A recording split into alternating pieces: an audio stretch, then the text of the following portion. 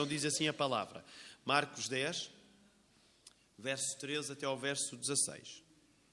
Traziam a Jesus meninos para que lhes tocasse. Mas os discípulos repreendiam aos que lhes traziam. Jesus, porém, vendo isto, indignou-se e disse-lhes: deixai vir os meninos a mim e não os impeçais, porque dos tais é o reino de Deus. Em verdade vos digo que qualquer que não receber o reino de Deus como menino, de maneira nenhuma entrará nele. E tomando-os nos seus braços e impondo-lhes as mãos, os abençoou. Eu hoje quero sugerir uma coisa. Talvez porque o texto é mais pequeno e assim dá. Porque nunca fizemos isso. Eu já vos falei que foi uma coisa que... Foi uma decisão que eu tomei há mais de 10 anos, em 2011, quando nós, há 13 anos, quando começámos a estudar este Evangelho, mas que era decorar a estrutura. Então vamos fazer assim. Vamos fazer um teste agora, de tentar lembrar o Evangelho de Marcos. Aí vai ser uma razia, eu sei que vai ser uma razia. Mas estou a contar pelo menos com o Filipe, coitado do Filipe, né? Fica todos os olhos nele, mas estou a contar com os irmãos, eu vou ajudando, mas não olhem para as vossas Bíblias, vamos tentar ver se nos recordamos dos acontecimentos principais. Okay? Não é difícil. Okay? Então, lembram-se como é que o Evangelho de Marcos começou? Começa com uma declaração acerca do próprio Evangelho, porque é acerca de quem? Jesus Cristo, que é chamado Filho de Deus. Logo de seguida, quem é que entra em cena? Capítulo 1 ainda. Entra em cena João Batista. Estão a ver? Está a ser fácil. O que é que João Batista faz com Jesus? Batiza Jesus. Logo de seguida do batismo de Jesus, o que é que Jesus passa? E Marcos não nos dá detalhes, mas Jesus atravessa uma coisa. O que é que ele atravessa? Exatamente, a tentação no deserto. Logo de seguida, ele começa a fazer coisas acontecer. Qual é o primeiro acontecimento que se dá? Ele chama os apóstolos. Muito bem. Portanto, neste caso, chama os dois pares de irmãos. E depois vem no texto o primeiro, vamos dizer, podemos chamar-lhe milagre, no sentido em que a ação de Jesus vê-se porque ele foi até uma. Jesus foi até uma. Não tem muito que saber, não dá para falhar muito. É uma casa, mas é uma casa de... Como nós. É uma casa de oração? Foi uma sinagoga e o que é que ele fez? Ele expulsou... Bem, agora começa a complicar, não é? Ele expulsou demónios de um homem, lembram-se? Muitas vezes a gente repete aqui no Evangelho de Marcos, a primeira voz que reconhece Jesus é a voz do demónio. Logo a seguir ele fez outro milagre. Já estou a ajudar. Hein? Qual foi o outro milagre que ele fez a seguir? Até porque, ainda antes do paralítico. Logo, vamos acelerar, senão vai ser uma seca. Quem é que era? O milagre que ele fez, que até porque precisava ali de um... E não é por causa disto, eu estou a brincar, mas dava jeito que aquela senhora trabalhasse. A sogra de Pedro. Ai, vocês já viste, vai ser uma razia. Logo a seguir, ele fez uma coisa que começa por marcar a vida de Jesus, que é no meio do trabalho, o que é que Jesus faz questão de fazer? Jesus faz questão de não fazer, de se isolar para ir orar com o Pai. E nessa altura vem logo um discípulo, logo aí a destacar-se, não é? Quem é que vem ter com Jesus? Jesus, tanta coisa para fazer e tu estás aí a orar. Quem é? Pedro, claro, é sempre Pedro. E aí sim, há um outro milagre que termina o capítulo 1, só estamos no capítulo 1. Termina o capítulo 1, qual é esse milagre? É o milagre da cura, é uma cura do leproso. Em que, não se esqueçam, Jesus curou, mas esse leproso desobedeceu a Jesus. Logo a seguir vamos para o capítulo 2, há outro milagre, que é o milagre da cura ainda na quinta-feira lá na Lapa falámos acerca disso, a cura do paralítico que é levado pelos 4 amigos. E Jesus curou dizendo, para que saibais que o Filho do Homem tem na terra poder para perdoar pecados. Eu digo, levanta, toma o teu leito e anda. É aí que tu tens a chave de leitura dos milagres no coração e os milagres no corpo. Os milagres no corpo são feitos para que o milagre no coração exista, que é o arrependimento. A seguir a isso, o que é que Jesus faz depois desse milagre? Ele come com quem? Com quem é que Jesus come? come com pecadores, e por causa disso, as autoridades religiosas que já tinham entrado em choque com ele no milagre do paralítico, começam a entrar ainda mais em choque e acusam-no de Jesus não fazer duas coisas. Acusam de Jesus não fazer duas coisas. Tu queres é comer, portanto tu não fazes jejum, e há outra coisa que não fazes. Não guardas o sábado.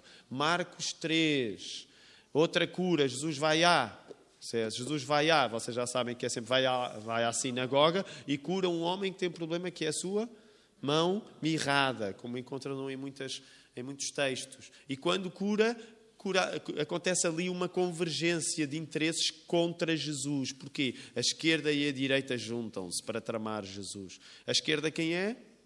Saduceus ou herodianos. A direita quem é? Os fariseus. E eles juntam-se, não é? Aí depois Jesus pede aos discípulos que eles façam o quê? Jesus tem trabalho para fazer, mas o trabalho não está muito organizado. Ele pede aos discípulos que façam o quê? Que organizem melhor o trabalho, para ele poder pregar e não ser estrafegado pela multidão e por aí fora, não é? E depois aí, ele prega junto ao mar e ele faz o quê em relação aos discípulos? Vamos acelerar. O que é que ele faz em relação aos discípulos? Agora é um momento oficial. Ele nomeia os apóstolos, não é? Nomeia os apóstolos. Logo a seguir, ele tem sempre oposição, não é? E vão acusar Jesus de ele fazer o quê? De ele estar a falar em nome do demónio, é a blasfémia dos escribas. E vai-se falar, Jesus vai falar acerca do pecado contra o Espírito Santo. Logo a seguir, Marcos 4, fase nova do ministério de Jesus. As coisas acontecem rápido no Evangelho de Marcos. Fase nova do Evangelho de Jesus. Jesus começa a falar ensinar através de parábolas. Aquilo não é fácil compreender, perguntam-lhe, Jesus, o que é que queres dizer com isso? E ele explica a parábola em particular. Qual foi a primeira parábola que ele contou? Foi a parábola do semeador. Ele explica em privado e depois conta mais 3, que é a parábola da candeia, a parábola da semente e a palavra do grão de mostarda. Tudo seguidinho. E no final daquele capítulo ainda dava tempo para fazer mais alguma coisa. Não se esqueçam que os capítulos foram inventados depois, portanto o Evangelho não tinha estas divisões. Mas Jesus ainda faz uma coisa interessante, é que ao atravessar o mar, o tempo não estava de feição. E o que é que ele fez em relação a isso? E ainda antes de acalmar a tempestade, o que é que ele estava a fazer? Estava a dormir, naturalmente já está muito cansado, a vida já está difícil para ele. Quando chega lá a Marcos 5, o que é que ele faz? Em vez de descansarem, aqueles discípulos tinham ficado assustados com a tempestade, ainda ficaram mais assustados com o homem que acalma a tempestade. Quem é que lhes aparece à frente? O endemoniado gadareno. Lembram-se daquele acontecimento incrível. O endemoniado quer ir com ele, mas Jesus diz que não. E depois o que é que acontece? Há alguém que faz um pedido a Jesus. É Jairo que faz um pedido. Para quê? Isso, para que se cure a sua filha. Só que alguém se intromete no meio da cura do filho, da cura da filha de Jairo. Quem é que se intromete? É a mulher que tinha um problema de fluxo de sangue. E finalmente o capítulo termina com Jesus a curar a filha de Jairo. Estamos em onde? Marcos 5, Marcos 6. Jesus vai onde? Vai à sua terra. Qual é a terra de Jesus? Nazaré. Ele vai lá, ele prega. As pessoas gostam daquilo que ele prega? Não, nem sequer lhe levam doentes a sério, levam só constipados como eu estou hoje, ok? Porquê? Porque nem sequer confiam em Jesus ao ponto de levar pessoas com grandes problemas, levam só problemas médios. Como as nossas reuniões de oração, estão a ver em que nós começamos a orar pelas gripes, Senhor, sei que a irmã Itelvina está com uma gripe, e aquilo parece uma sala de espera de um hospital público, em cada um a falar do seu achaque, né?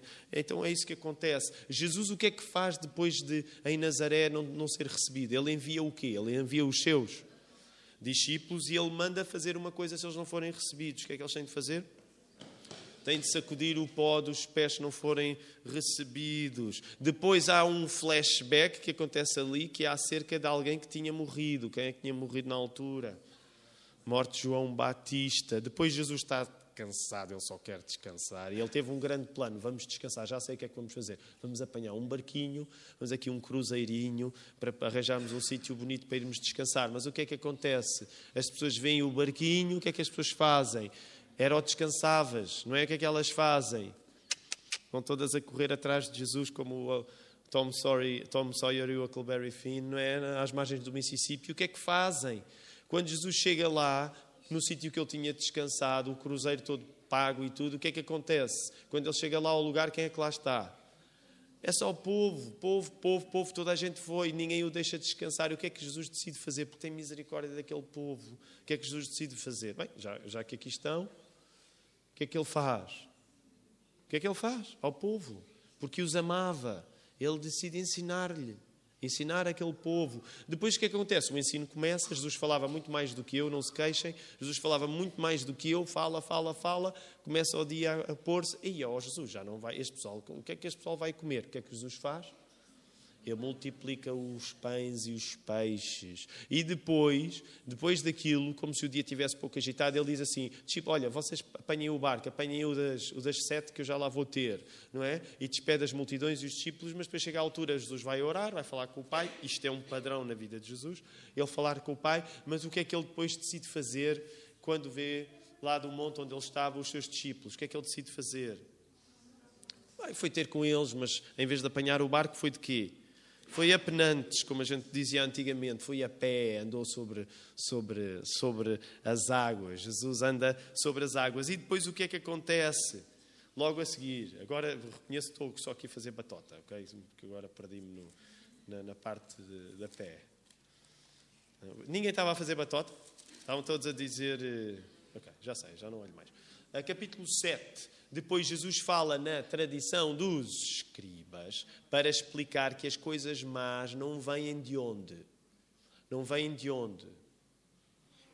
Não vêm de fora. As coisas más vêm de dentro. E depois cura a mulher que não o deixava descansar. Jesus continua a querer descansar. Ele vai para o norte a ver se dá um descanso, mas não consegue descansar. Logo, quem é que ele vai curar? Uma mulher que o descobriu. Agora não era cruzeiro, era um Airbnb que ele tinha arranjado longe, mas até aí a mulher encontra. Que mulher é esta? Mulher Sirofenícia. No final ele ainda aproveita para curar outra pessoa, que é um surdo gago. E agora no capítulo 8, o que é que acontece? Uma multiplicação não chegava, ele faz outra multiplicação dos pães e dos peixes. Nessa altura pedem-lhe um sinal, mas o que é que Jesus faz? Jesus retira-se do meio deles. E no barco ele tem uma conversa estranha com os discípulos. Os discípulos julgam que ele estava a mandar uma boca por causa da comida que eles não tinham guardado, mas ele estava a dizer é que o fermento dos fariseus e dos herodianos não era a receita para eles. Okay? E depois, quando chega, começa a falar aos discípulos, vamos lá fazer um teste aqui, uma avaliação do meu ministério até agora. Eu não sei se vocês volta e meia têm de fazer no vosso emprego. Às vezes há avaliações, certo? Geralmente elas são de quanto em quanto tempo? Quando existem. Depende. Quem é, assim, digam, de ano anual, por exemplo. Imaginem, Jesus vai fazer uma espécie de avaliação anual. O que é que o pessoal anda a dizer que eu sou? Olha, uns dizem que és Elias, outros dizem que tu és João Batista, e ele de repente vira-se para Pedro. E vocês? Quem é que dizem? Aliás, vira-se para Pedro, vira-se para os discípulos. Quem é que eu sou para vocês? E Pedro diz, tu és o Cristo, o Filho de Deus vivo. E Jesus aí diz, uau, bem-aventurado. Mateus dá mais detalhes, que Marcos não dá nesta conversa, mas diz, olha, para que vocês saibam também, aproveito e digo mais umas coisas acerca de mim. É que eu preciso de morrer. Eu preciso de morrer. E Pedro tem a má ideia de querer poupar Jesus. E Jesus confronta Pedro.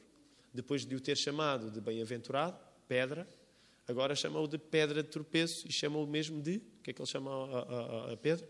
Chama-o de diabo. Não é? E a partir daqui o pessoal fica com medo de falar com Jesus. Instala-se um medo acerca de falar com Jesus. E porquê? Porque Jesus começou a falar acerca da necessidade de nós confessarmos os nossos pecados. Só para terminar, estamos no último capítulo. Eu sei que já está a levar muito tempo. Mas isto é tudo... Como é que se diz no mundo das séries? Que a pessoa até tem uma opção que é saltar... Quando estamos a ver Netflix, há algumas séries que dá para saltar o resumo, não é? Hoje ninguém salta o resumo. Hoje o resumo todo temos de ver. Estou a fazer um resumo intencional. No capítulo 9, tu tens o texto incrível da transfiguração. Pedro tinha uma ideia que era para ficar lá, porque é sempre uma boa ideia. Mas o que é que acontece? Eles têm de descer, não é? Encontraram Moisés, encontraram Elias, ouviram a voz de Deus. Quando descem para a realidade é mesmo real e difícil. Porque tu tens pai do jovem lunático e que tens a cura do jovem lunático. E a caminho de regresso para Cafarnaum, Jesus volta a falar acerca da sua morte, mas os discípulos estão com medo de falar com Jesus. O assunto dos discípulos é muito melhor do que morte. E Jesus, quando chega a Cafarnaum, confronta-os acerca do assunto. Olha, o que é que vocês vinham a falar? Estou eu para aqui a falar de morte e sacrifício. Já agora, qual é o vosso assunto? Qual é o assunto que vocês preferem? E eles lá, envergonhados, têm de admitir que eles estavam a falar acerca de quem era o maior no reino dos céus. E entra aí uma coisa que também, esta era uma razão porque eu queria fazer esta volta. Jesus usa uma criança ao colo para lhe explicar que o valor no reino dele não é querer ser grande, é o valor de ser pequeno, a humildade. Okay? E chegámos depois ao capítulo 10, onde já estamos a semana passada, o assunto difícil do divórcio. E cá estamos nós. Esta volta também serve para te dizer que o tempo da crucificação de Jesus, o tempo da Semana Santa está a aproximar-se. E há um medo muito grande que os discípulos têm de falar com Jesus. Porque as conversas com Jesus agora dão sempre mau resultado para eles que querem falar de êxito. As conversas de Jesus têm a ver com morte. E tu chegas aqui, traziam-lhe meninos, e agora assim novamente, capítulo 10, verso 13, traziam-lhe meninos para que lhes tocasse, mas os discípulos repreendiam, não é? Que lhes traziam. Uma das coisas que eu te quero dizer é que o assunto do divórcio, eu lembro quando preguei este texto há mais de 10 anos, e na altura éramos uma igreja, portanto, na altura ainda nem sequer éramos uma igreja autónoma, eu era um jovem pastor, mais inexperiente do que sou hoje, e o assunto do divórcio era um assunto muito complicado para mim, porque nós estávamos a viver primeiros divórcios na igreja.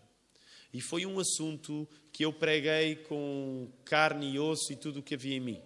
Porque como igreja precisávamos dizer aquilo em que queríamos e era de facto um assunto muito sério, muito delicado. Talvez isso explique que até os cliques para ouvir o sermão aumentem quando é um assunto difícil destes. Agora, porquê é que eu estou a falar no divórcio novamente? Porque se tu continuares a ler, tu vais ter a perceber que a entrada de crianças em cena não aligeira o tom de Jesus. Pelo contrário. E eu quero que tu penses nisto, porque eu não gostaria que tu lesses a Bíblia apressadamente e pensasse assim, olha, assunto de divórcio, olha aqui uma coisa que precisamos de resolver muito bem, precisamos de dar muito de nós para compreender isto. E depois chegasse a parte das crianças e tu sentiste, agora ficou light. Não. Porque a reação de Jesus vai-te demonstrar que, por exemplo, já lá vamos no verso 14, qual é um dos verbos que é usado para descrever a maneira como Jesus reage ao facto de os discípulos estarem a impedir as crianças de chegarem a ele. O que é que Jesus faz? Ele fica indignado. E sabes que não são muitas as vezes que é usada essa palavra aí da indignação. Não são muitas vezes que é usada essa palavra aí da indignação de Jesus. Portanto, significa que o divórcio não é um assunto sério para Jesus e a relação com as crianças é um assunto leve. Não. Pelo contrário, se estamos a falar da maneira como lidamos com as crianças, este é um assunto seríssimo para Jesus e que merece uma correção. Em primeiro lugar, eu quero que tu te possas identificar não com as crianças, mas em primeiro lugar com os pais das crianças. E estamos à vontade, porque somos uma igreja abençoada com crianças. Tu, o que é que tu achas acerca, e gostava mesmo de vos ouvir, o que é que tu achas acerca da atitude dos discípulos no verso 13? O que é que tu achas acerca da atitude dos discípulos? Com sinceridade, aqui não temos santarrões. O que é que tu achas acerca da atitude dos discípulos no verso 13?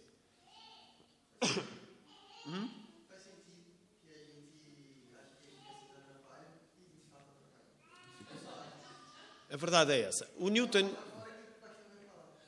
começou, hoje até com uma palavra de bênção. Como é que tu disseste, Newton, no início? As nossas crianças são como é que é? São uma bênção. E são. O Gabriel concorda, eu também concordo. Mas deixem-me dizer, e eu quero dizer isto bem preto e branco, porque as crianças atrapalham e muito. Okay? As crianças atrapalham e muito. E nesse sentido, o que é que os discípulos estão a pensar?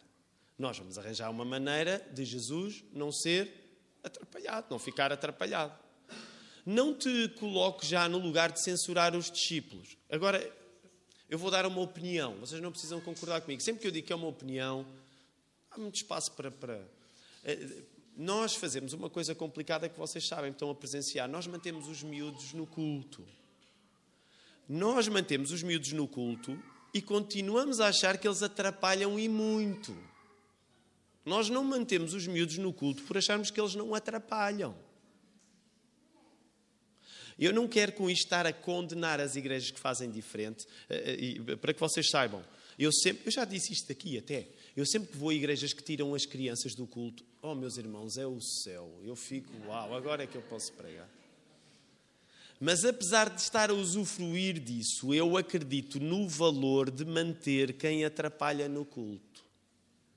Não estou a condenar as igrejas que tiram as crianças, mas eu acredito no valor de manter no culto quem atrapalha. Também por causa de textos destes. Isto não significa que vocês, pais de crianças pequenas, sabem, vocês já conhecem a lenga-lenga da Lapa, porque é mesmo uma lenga-lenga que nós fazemos questão de dizer sempre, e aqui também, que é, pessoal, se estiver a atrapalhar muito, vocês vão mesmo ter de pegar e levar. Porque de certeza que o mesmo aconteceu com Jesus. De certeza que houve crianças que atrapalharam demais e alguém teve de as levar embora. De certeza. Não está na Bíblia, mas de certeza que aconteceu. Portanto, quando a criança começa a atrapalhar muito, sim, tu pai, tu mãe, tu vais ter de pegar na tua criança, vais ter de acalmá-la. Para que ela seja educada a compreender que não deve atrapalhar no culto. Mas isto não significa que o caminho ideal é retirá-las. E deixem-me dizer, uma das coisas que em Algés nós podemos fazer mais à vontade, é porque como somos menos e estamos a começar uma igreja nova, nós podemos dizer isto, assim de uma maneira bastante clara, para que ninguém se sinta atrapalhado pelo facto de as suas crianças atrapalharem, mas para que saiba que isso é normal e de que nós não maquilhamos isso, que nós não fingimos que não é normal, mas todos nós nos estamos a ajudar para que este mesmo princípio se aplique na nossa vida. Porquê? Porque se Jesus levava muito a sério assuntos difíceis como o divórcio, ele leva ainda mais a sério o assunto de um pequeno na presença dele. E é por isso que nós achamos preferível, novamente, eu não estou a dizer que nós achamos bem e quem não segue a nossa posição está mal, não é isso que eu estou a dizer, mas nós achamos preferível ter o mesmo problema que aqui está. Nós achamos preferível ter de lidar com a circunstância complicada que é crianças estarem à volta de Jesus, reconhecendo que elas atrapalham. Nós não temos nada para vos oferecer, no sentido em que não temos, olha, fizemos uma estimativa ao longo de... desde 2007 e temos aqui uma percentagem que mostra que crianças que ficam no culto têm melhores resultados escolares, são crianças mais obedientes. Não temos nada disso para vos prometer. Temos algumas opiniões acerca disso. Honestamente, por exemplo, eu posso dizer, eu acredito que uma criança que é encaminhada a ter de ficar calada num lugar vai beneficiar disso noutros lugares. Okay? Acho mesmo isso. Não sou pedagogo, não tenho as estatísticas comigo, mas acredito que isso possa acontecer. No entanto, nem sequer é isso que nos faz manter as crianças no culto. É nós acreditarmos que, por muito que elas atrapalhem, e reconhecemos a preocupação dos discípulos, o lugar delas é o lugar onde Jesus está a ser louvado. Não estamos a dizer com isto que quem tem o culto infantil e as crianças que vão para o culto infantil não estão a louvar Jesus lá. Não estamos preocupados em condenar isso. Eu acho que são áreas de liberdade, mas achamos melhor fazer da maneira como o fazemos, precisamente por causa de textos como este. Ora, uma das coisas que eu te quero dizer, e que já há umas semanas te disse, é que não havia a romantização da criança que hoje há. Hoje toda a gente tem de achar graça a uma criança. Na altura as pessoas eram mais livres, podiam não achar graça a crianças. E hoje todos somos forçados, que querida, e somos mentirosos. Muitas vezes odiamos a criancinha, mas estamos a dizer que querida e tal. É tudo treta, não é verdade? Mas não havia isto há 2000 anos, ok? Há 2000 anos não havia este tipo de romantização da infância. Por isso é que tão naturalmente os discípulos afastavam as crianças do mestre. Porque eles separavam entre as coisas que eram grandes e as coisas que eram pequenas. E eles não viam qual era a relação que havia entre Deus, entre as coisas de Deus, E as crianças, atenção, não me entendas mal, os judeus investiam muito na educação espiritual dos seus filhos, não estou a dizer o contrário.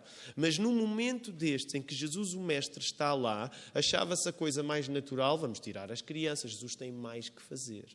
Por isso é que tu tens de voltar ao verso 14 e perceber que Jesus se zanga. Ele zanga-se com os seus discípulos. Ele não se zangou com os seus discípulos durante o assunto do divórcio, mas ele zanga-se com os seus discípulos durante o assunto da presença das crianças no meio dele. Ele indignou-se. Deixem vir os miúdos a mim, estou a parafrasear. Não os impeçam, porque o reino de Deus é deles. O reino de Deus é deles. Portanto, Jesus fala mais alto do que o zelo dos discípulos de manterem Jesus tranquilo. Jesus, permitam-me dizer assim, Jesus não quer um ambiente higiênico. Okay? Jesus não tem green room. Estão a ver as green rooms, como agora se diz? Não é? Às vezes há aquelas igrejas grandes, que têm vários serviços de culto em grandes auditórios, e já há green rooms para os pastores, porque como tem pregado várias vezes, o pastor não está lá, não está aqui no meio do povo. Hein? Eu um dia vou chegar a esse nível, não estou aqui no meio do povo, estou lá num sítio qualquer e diz, pastor Tiago pode entrar dentro de 5 minutos e ele entra, né? Vocês sabem o que é que eu estou a falar, não é? Porque há green rooms, são as salas verdes, onde a pessoa está afastada de toda a confusão. Novamente, eu não estou a condenar necessariamente salas verdes, já estive em algumas, mas Jesus não quer ser livre da confusão que as crianças podem trazer. E isto é contraintuitivo. Os discípulos não estavam à espera e Jesus é duro com eles. A partir do verso 14, ele começa a dizer uma coisa que de certa maneira nos deixa a estranhar. O reino de Deus é das pessoas que são. O reino de Deus é das pessoas que são como crianças. Olha aí o verso 15. Em verdade vos digo que não receber o reino de Deus como menino, que qualquer que não receber o reino de Deus como menino, de maneira nenhuma entrará nele. De maneira nenhuma entrará nele. Aqui precisamos falar o que é que Jesus quer dizer com isto. O que é que não está em causa quando Jesus diz isto? Jesus não diz que as crianças são mais puras que os adultos. E muitas vezes há uma leitura romantizada que toma este texto como se Jesus estivesse a dizer as crianças são sempre mais puras. Eu não sei com que crianças é que tu te dás, mas as que eu conheço nunca foram mais puras em coisa nenhuma. Às vezes até dizem as piores coisas. Por exemplo, uma das experiências interessantes que nós às vezes temos à saída do culto, e lá na Lapa acontece com algumas crianças em particular, já vos falei, por exemplo, a Madalena Nascimento, não é? Ela traz sempre perguntas, e no caso da Madalena são sempre perguntas muito boas. Mas eu já ouvi coisas de crianças horrorosas à saída do culto, ok? Porque elas não são puras, ao contrário do que se diz, elas não são puras. E às vezes dizem coisas horrorosas. E eu não sei se alguma vez já vos aconteceu, porque não é preciso ser pregador e ouvir uma criança à saída do culto. Mas já te aconteceu tu teres um dia estragado por uma coisa que uma criança te disse? Nunca? Vocês dão-se com criança? Nunca uma criança vos disse uma coisa horrorosa que vos estragou o dia? Nunca? Eu acho que vocês vieram todos de igrejas que separavam as crianças dos adultos, de facto. Às vezes uma criança diz-nos uma coisa que nos arruina o dia. Nunca vos aconteceu?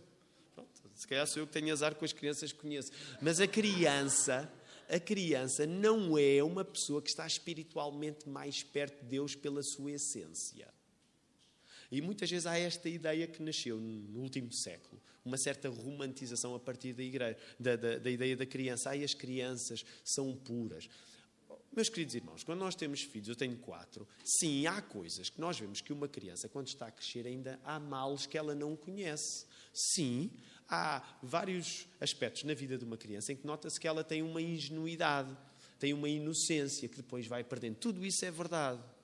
Mas no que diz respeito à sua essência, o mal já existe nela. E desde cedo.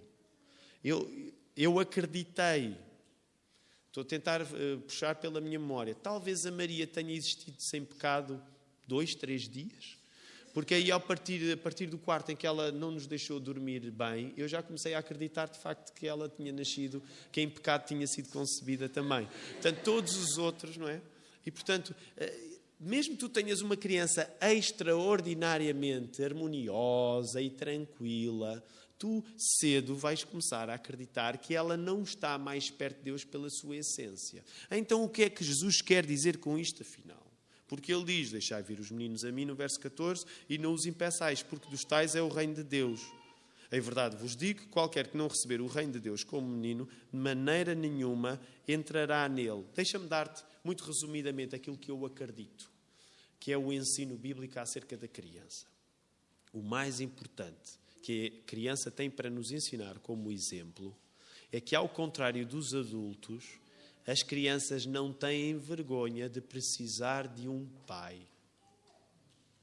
E claro, agora falo pai, posso dizer mãe também. As crianças não têm vergonha de precisar dos seus pais. Só mais tarde, quando abandonam a infância, começam a ter vergonha de precisar dos pais. Se tu pensares em ti mesmo e fores mais velho, podes talvez admitir que em grande parte, por exemplo, quando chegaste à adolescência, e é saudável que assim seja, tu quiseste começar a descolar-te do exemplo dos teus pais. O Caleb é o mais novo, já tem 14, todos eles já estão numa fase onde é embaraçoso para eles, em algumas circunstâncias. Bem, não quero deixá-los especialmente incomodados, mas já estão numa idade onde, vamos dizer assim, vou tentar dizer isto de um modo eufemístico, já não pensam pelo menos no pai como uma figura heroica. Não é? Acho que é razoável, concordariam. O pai já não tem uma grande figura heroica para eles. E, por exemplo, no caso dos rapazes, que são os mais novos, eu tenho uma saudade especial. Eles estão fartos de ouvir isto, já me ouviram dizer muito isto. Mas, por exemplo, já chegou aquela fase em que eu querer fazer coisa com eles não é a coisa mais emocionante que eles têm na agenda para fazer. Já me substituíram pelos amigos. Durou ali uns 2, 3 anos especiais em que eu ia com eles e de repente pensei, uau, tenho 2 filhos, rapazes, que fazem coisas junto comigo e acho que são meus amigos. Durou pouco tempo. Foi curto. Com as meninas é diferente, porque elas são mais exigentes. Portanto, eu para chegar às meninas tenho de me esforçar mais, porque elas são mais maduras e tudo isso. Mas isto para te dizer o quê? Faz parte do nosso crescimento nós querermos emancipar-nos da presença dos nossos pais. E é até recomendável. Quando, por exemplo, foi o que aconteceu comigo e com muitos, quando nos casamos, devemos sair de casa dos nossos pais e devemos construir a nossa casa. Alguns de nós saímos, não necessariamente para casar, ganhámos a nossa autonomia e tudo bem, mas isso faz parte do processo de amadurecimento. Mas o que Jesus está a dizer é que tu, para estares no reino de Deus, precisas ser como uma criança. Não porque tens de voltar a uma inocência que perdeste, mas porque tens de voltar a não ter vergonha de precisar de um pai. E há aqui um último aspecto que eu te quero chamar, porque ele é interessante. O reino de Deus, neste sentido, funciona como um encolhimento. A pessoa vai encolhendo. Há uma canção muito bonita de um amigo nosso, o Samuel Luria, o Sami, e que ele diz de uma maneira incrível, fala acerca deste processo de que, infelizmente, só sabe crescer, não é? Nós, infelizmente, só sabemos crescer no pior sentido do crescimento, que é o nosso ego fica cada vez maior e começa a não haver espaço sequer na nossa casa para o nosso próprio ego. Então vamos crescendo e já não há lugar que nos consiga suster. Mas é preciso, como o apóstolo Paulo diz, o que é preciso não é que seja eu a crescer, mas quem é que deve crescer? É Cristo que deve crescer em mim. É uma ideia que tu encontras um paralelo com isto. O reino de Deus é um encolhimento em direção à infância. Que tipo de infância? A infância porque durante a infância tu cabias no colo de Jesus. E eu quero chamar a tua atenção para isso, porque Jesus fez aqui um extra. Não só ele abençoou as crianças, isso era uma prática que já vinha do judaísmo no Velho Testamento. Aliás, também é por isso que nós continuamos a fazer a dedicação das nossas crianças, porque é uma prática judaica à qual o próprio Jesus se expôs. Nós não batizamos bebés, mas gostamos sempre de orar por eles, abençoar a vida deles. Mas o que tu vês aqui é que Jesus não só abençoou. Olha aí, verso 16. E isto sim era raro. Isto era raro. O que é que Jesus fez além de abençoar? O que é que ele fez além de abençoar? Ele tomou-os ao colo. E esta figura é tão bonita. É aqui que eu gostava de terminar, no colo de Jesus. E agora deixem-me falar sobretudo para os homens. Não quero deixar as mulheres de parte, mas deixem-me falar para os homens. há uma maneira de ser homem e continuar no colo de Jesus. A verdadeira masculinidade não são os programas que agora tão facilmente se encontram na internet com super rambos. E há super rambos evangélicos hoje em dia também. Gente que vai para o ginásio malhar, grandes barbas, charutos, essa coisa toda, não é? Hipermasculinidade, os Theo Brothers, não é? Tu encontras isso tudo na internet, mas deixa-me dizer, não há nenhuma masculinidade bíblica que te deva retirar do colo de Jesus. E estou a falar para os homens em particular. Nunca nós podemos viver como homens um tipo de masculinidade que nos retire do lugar de reconhecer: Pai, eu preciso de Ti, eu sem Ti não sou capaz. Portanto, a verdadeira determinação que se aplica a homens e também se aplica a mulheres é eu saber que em tudo eu preciso do meu Pai. É por isso que nós oramos a oração do Pai Nosso, é por isso que Jesus deu a oração do Pai Nosso, para nos lembrarmos: Pai, meu Pai, eu preciso de Ti para viver. Eu não vou conseguir viver o dia da manhã da maneira certa se eu não for guiado pelo meu Pai do céu. E para ser guiado pelo meu Pai do céu, eu preciso de um momento, idealmente logo ao nascer do dia, em que eu me possa colocar ao colo de Jesus, como aquelas mesmas crianças foram abençoadas. Eu preciso de viver no colo de Jesus para ser um bom homem. Eu preciso de viver no colo de Jesus para ser uma boa mulher. Eu preciso de viver com a mesma lógica que Jesus tinha falado no divórcio. O que é que Jesus tinha dito? Não separa o homem aquilo que Deus juntou. É esta mesma lógica que curiosamente permanece no texto. Não separa o homem aquilo que Deus juntou. A nossa tendência vai ser olhar para as coisas insignificantes, como as crianças eram naquela altura, e dizer assim: isto não tem nada a ver com Deus. Mas não separes tu aquilo que Deus juntou. Porque até as coisas insignificantes têm uma razão de ser junto de Jesus. Isto é um motivo muito grande para tu não te sentires arrogante, para não te sentires autossuficiente. Mas ao confiares no colo de Jesus, ganhares a capacidade para cumprir aquilo que o teu dia se abra, te ofereça, para tu poderes cumprir. É por isso que nós podemos e devemos ser pessoas determinadas, com fé, com ambição, nos propósitos espirituais, nos propósitos familiares, nos propósitos profissionais, seja em que for. E ao mesmo tempo isso não nos retirar do lugar em que nós admitimos que precisamos do nosso Pai Jesus em todas as coisas. Vamos orar? Obrigado, Senhor, por estarmos aqui. Obrigado pelo tempo de volta da Tua Palavra. Obrigado por cada pessoa que aqui está. Impede no nosso coração, Senhor, de desprezarmos aqueles que facilmente passam por inferiores ou por insignificantes. Ó Senhor, no contexto da palavra que nós lemos, isso acontecia com as crianças, mas hoje acontece com muitos outros, para quem nós acharemos que se calhar não vale a pena investir na vida dessas pessoas, porque elas são pequenas, porque elas não têm muito para oferecer. Ó Senhor, lembra-nos que aquilo que Tu queres é juntar o insignificante a Ti. Porque para Ti, aos Teus olhos, todos somos insignificantes, mas Tu vens ao nosso encontro para dar um novo valor a pessoas tão insignificantes como nós. Senhor, que isto possa traduzir-se na semana de trabalho que aí vem, segundo a Tua vontade, em fé, em determinação, em coragem. E que isso também atraia circunstâncias em que nós falamos de Ti às pessoas que não Te conhecem e que as possamos trazer aqui para Algés para ouvirem a Tua palavra e conhecerem a salvação. Nós oramos isto tudo em nome de Jesus. Amém.